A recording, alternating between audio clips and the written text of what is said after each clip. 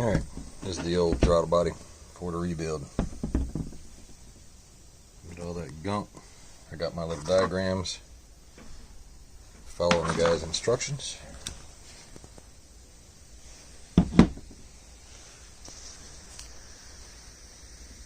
Remove the old gasket, which of course is, look at that, it's in part of my hand. I know there's not a lot of light in here. See if we can fix that. There we go.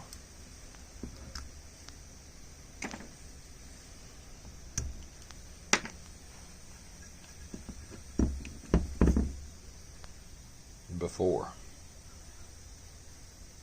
I took the cap off the injector pod and there's a lot of moisture on the gasket. If it wasn't leaking, shouldn't be there. That's probably a lot of my running problem. And then look at that. That's just nasty. Can't wait to see what it looks like cleaned up.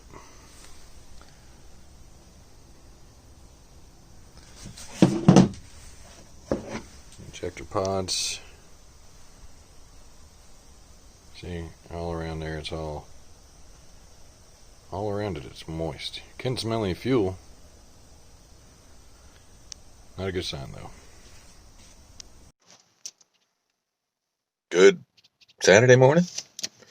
For those of you following, if any of y'all are following this,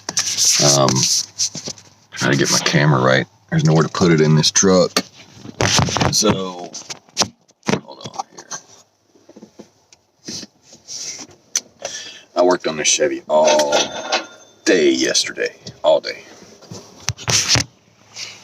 From morning till evening. And I fixed my throttle body. I fixed my surging problem. But in the process, I killed the truck. So this is what we got. She won't stay running. But I know what I'm going to do now. Oh yeah, I disconnected the battery, so it's not going to do anything. Anyway, so it won't stay running. So the next step, I looked up some things, and if I disconnect, I believe it's the map sensor, I'm not sure, it will be put in a safe mode and will be drivable with a higher idle, which is fine. If I can get it to run, then I'll have knocked out part of my problem. If it doesn't surge, then I'll have knocked out another part of my problem. The problem with older vehicles is you get a code and it says one thing, but it's actually something further down the line triggering that code. So that's the problem. And I know it's not that sensor. Code 33 came up again, and which is a low vacuum, high idle something or other. And I know it's not the sensor that it says it is. So how do I know? Well, it's not a new sensor, but I just know. So we're about to work on that some more today. I'm not going to do it all day, though. I just want to get it running right now. Later. This is what I'm dealing with. Disconnected and running. Smooth. Alright, so I said screw it. One day, and today was half a day. And I gave up on a truck. Done. For now. Real tempted just to rip all the emission stuff out. I'm in a non-emissions area. So Karen can go crazy and say, ooh, you got to delete a truck. Screw that. I don't care. I got a guy I'm going to get a chip from, more than likely. That will eliminate all the emission stuff anyway. And shut it down. Even though it's a pre-96, this guy programs chips. So I'm going to buy that. It's only $73, which is a lot cheaper than a bunch of new sensors. I'm out here walking with a wife. She smoked me. She's way at the top of the hill. Getting too old, man. Trying to walk around and do all this nonsense. So yeah, it's going to be Wednesday before I get out here. Hit the road again.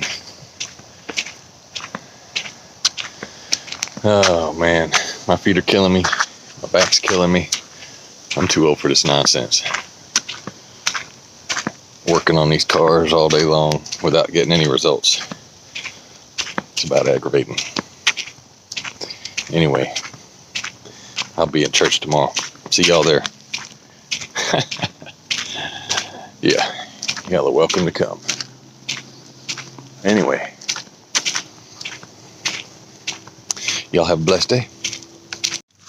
All right, Tuesday morning, afternoon, whatever, afternoon, YouTube. So we got, stupid thing let me flip it around the other day. I didn't get it. Anyway, I got it running. Got it running like a top, pretty much. Fires right up. Adjusted the timing just a little bit. It was heck trying to get the screw out. I ain't got my keys on me. Whatever. It was heck trying to get the access to the idle screw. So you're supposed to beat it in with a hammer and then drill it out, or you're supposed to drill it out, and so on and so on. So I had no luck. I had to drill basically the aluminum around it and pry it out, and that worked. I mean, it's not the prettiest sight, but it works. So I was able to adjust the idle speed. I'm waiting on the performance chip to get here. I'll be waiting. It'll get here before I get back. And then when I get back, I'll just swap it out. I'll send that guy an email. Not that it needs it. It doesn't. I mean, it's running really good. All I got to do now is get some new tires and rims, because these are, like I said, from an Astro, and they look stupid as far as I'm concerned. Got to chase my leak down. I grabbed a coolant temperature sending unit from the junkyard, as well as the plug, because when I went to unplug that to replace it with the one I got from O'Reilly's, which was the wrong part, it fell into pieces. All I had was the little metal piece, so I plugged that in for the ride, but it's what I had to do. And then the green plug, the 3-wire plug that goes on the IAC, decided to go crackling on me too. It didn't bust completely apart, but it broke away from the plug itself. So I got one of those too while I was at the junkyard. So I saved about $20 between those 2 wires and the sensor. And then $30 between the 2 wires that I replaced in the sensor. So next step is throw a muffler on here. I'm not going to put glass packs on here. I'll probably put a MagnaFlow on here that sounds halfway decent, since I'm going to have to, it only cost me like an extra 10 or $20 as opposed to a regular muffler. Maybe, I don't know yet for sure. And go from there. I'm not going to soup this thing up. I don't do that in my vehicles most of the time. And this one's bone stock. So, I don't know. I'll leave it like that and maybe throw some paint on it if it's not too expensive, and sell it, or keep it, not throw paint on it until I can find a king cab, because this bench seat is heck on my back. I can't stand it. And the fact that right there where your butt sits on the bench seat is kind of sunk in a little bit. You won't really feel it, but until you scoot your butt up and slouch in the seat, you can feel the difference in the front of the seat between the back of the seat. This guy named Zip gave me some good advice on this truck. I'm gonna subscribe to him. I'll have to put a link to his videos. He's got a couple on a truck like this and other random stuff. He lives, I believe, in Indiana. I'm not sure. I didn't delve too deep into his videos, but it looks like it's the case. So he's got a slightly different temperature than I would down here in Savannah and whatnot. But cleaned up my toolbox that came with this truck. That thing was nasty. Dude was throwing all kinds of stuff in there, man. I just couldn't deal with that. So it's a toolbox. It's not a trash box. But hey, it's good to go. Rock and roll. So now I got a ride for when I get home.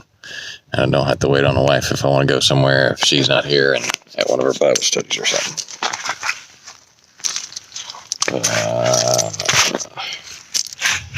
Those pictures are from the engine compartment. I cleaned it up a little bit. I don't know what else to tell you.